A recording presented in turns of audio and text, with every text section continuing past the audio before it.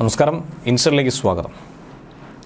സെക്രട്ടേറിയറ്റിന് മുന്നിൽ സ്വന്തം മുടിമുറിച്ച് കടുത്തൊരു പ്രതിഷേധത്തിലാണ് ഈ ആശമാർ, അമ്മമാർ, സഹോദരിമാർ. ഒരു സ്ത്രീ അവളുടെ മുടി മുറിക്കണമെങ്കിൽ എത്രത്തോളം കഠിനമായ വേദനയിലൂടെ അവർ കടന്നുപോയിട്ടുണ്ടെന്നുള്ളത് ഊഹിക്കാവുന്നതാണ്. അത്രയും ഗതികെടുമ്പോഴാണ് തലമുണ്ടനം ചെയ്യാനും മുടി മുറിക്കാനും ഒക്കെ തന്നെ അവർ തയ്യാറാകുന്നത്.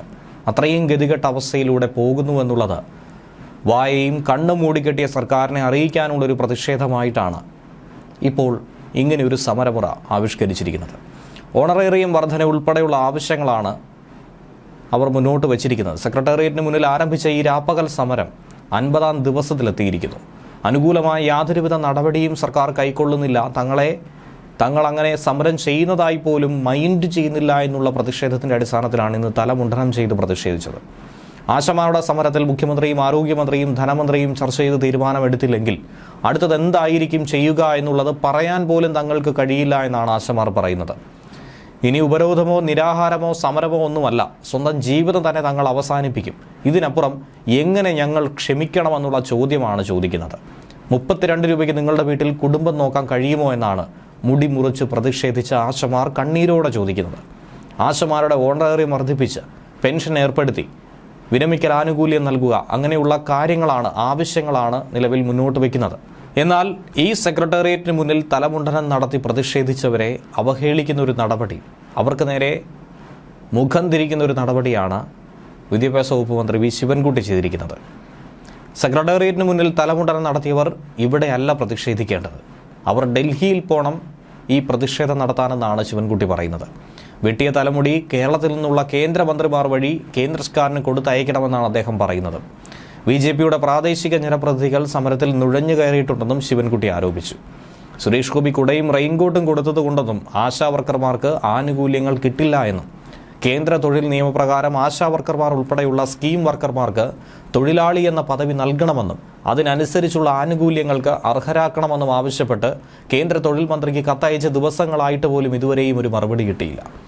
കുറച്ചെങ്കിലും ആർജവമുണ്ടെങ്കിൽ സുരേഷ് ഗോപിയും ജോർജ് കുര്യനും കേന്ദ്ര സർക്കാരിൽ സമ്മർദ്ദം ചെലുത്തി ഈ ആവശ്യം നടത്തിയെടുക്കണമെന്നാണ് ശിവൻകുട്ടി പറയുന്നത്. സംസ്ഥാന സർക്കാരിൻ്റെ ഓണറേറിയം വർദ്ധിപ്പിക്കണമെന്ന ആവശ്യമല്ലാതെ കേന്ദ്രം പങ്കു നൽകുന്ന ഇൻസെൻറ്റീവ് വർദ്ധിപ്പിക്കണമെന്ന ആവശ്യം സമരക്കാർ പറയുന്നില്ല. ആശ എന്ന് പറയുന്നത് കേന്ദ്രാവിഷ്കൃത പദ്ധതി ആയതുകൊണ്ട് ഇൻസെൻറ്റീവ് നൽകുന്നതിൽ 60% കേന്ദ്രവും 40% സംസ്ഥാനവുമാണ് ഫണ്ട്. 3000 രൂപയായി നിശ്ചയിച്ച ഫിക്സഡ് ഇൻസെൻറ്റീവ് തുകയിൽ 1800 രൂപ കേന്ദ്രവും 1200 രൂപ കേരളവുമാണ് കൊടുക്കുന്നത്. അതുകൂടാതെ കേരള സർക്കാർ 7000 രൂപയുടെ ഓണറേറിയം കൂടി നൽകുന്നുണ്ട്. എന്നാൽ സംസ്ഥാന സർക്കാരിൻ്റെ ഓണറേറിയം വർദ്ധിപ്പിക്കണമെന്ന ആവശ്യമല്ലാതെ കേന്ദ്രം പങ്ക് നൽകുന്ന ഇൻസെൻറ്റീവ് വർദ്ധിപ്പിക്കണമെന്ന ആവശ്യം സമരക്കാർ പറയുന്നില്ല. ഇത് ഇരട്ടത്താപ്പാണ്. ആശാവർക്കർമാർക്കായി ഓണറേറിയം ആദ്യമായി പ്രഖ്യാപിച്ചത് ഇടതുപക്ഷ സർക്കാരാണ്. UDF സർക്കാരിൻ്റെ കാലയളവിൽ 1000 രൂപ മാത്രമായിരുന്നു പ്രതിമാസ ഓണറേറിയം. എന്നാൽ LDF സർക്കാരിൻ്റെ കാലത്ത് ഇത് 7000 രൂപയായി വർദ്ധിപ്പിച്ചു. നിശ്ചിത നിബന്ധനകൾ പ്രകാരം ജോലി ചെയ്യുന്ന ആശാവർക്കർമാർക്ക് ടെലിഫോൺ അലവൻസ് ഉൾപ്പെടെ 13,200 രൂപ വരെ ലഭ്യമാണ്. അതിൽ 10,000 രൂപ സംസ്ഥാന വിഹിതമാണെന്നാണ് ശിവൻകുട്ടി പറയുന്നത്. അതിനിടെ ഇപ്പോൾ 50-ാം ദിവസം സമരപരിപാടികൾ മുന്നോട്ട് പോകുമ്പോൾ നിരാഹാര സമരം 11-ാം ദിവസത്തിലേക്ക് കടന്നിരിക്കുകയാണ്. പാലോട് FHCയിലെ SS അനിതാകുമാരി, പുത്തൻതോപ്പ് CHCയിലെ ബീന പീറ്റർ, വട്ടിയൂർക്കാവ് FHCയിലെ SB രാജി എന്നിവരാണ് ഇപ്പോൾ നിരാഹാരം അനുഷ്ഠിക്കുന്നത്. സഹന സമരത്തിൻ്റെ വൈകാരിക നിമിഷങ്ങൾ അത് ഏവർക്കും കാണാനായി സാധിക്കും.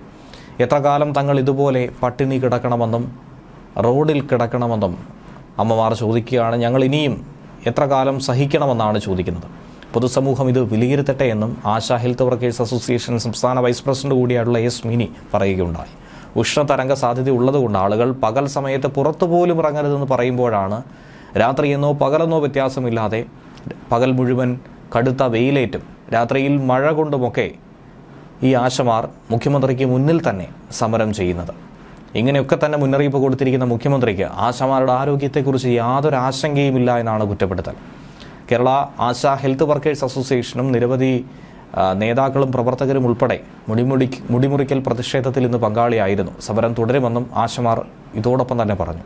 ഇപ്പോൾ ഞങ്ങൾ മുടി മുറിച്ചു മാറ്റുന്നു, ഇനി സർക്കാർ ഞങ്ങളുടെ തല വെട്ടി മാറ്റട്ടെ തുടങ്ങിയ മുദ്രാവാക്യങ്ങളായിരുന്നു ഇന്ന് ആശാ പ്രവർത്തകർ, 100 കണക്കിന് ആളുകൾ ഉയർത്തിയത്. അധികാരികളുടെ കണ്ണു തുറപ്പിക്കാൻ വേണ്ടി ഇങ്ങനെ ഒരു സമരം തങ്ങൾ നടത്തുന്നുവെന്നാണ് സമരസമിതി നേതാവ് എസ് മിനി പറഞ്ഞത്.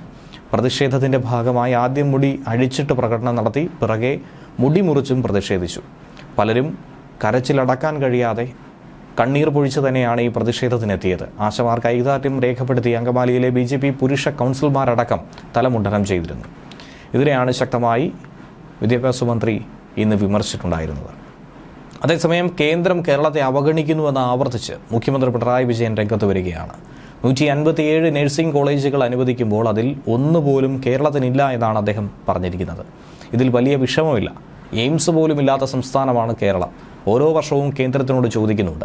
എയിംസിനുള്ള മാനദണ്ഡം നോക്കിയാൽ അർഹതയില്ലെന്ന് ആരും പറയില്ല.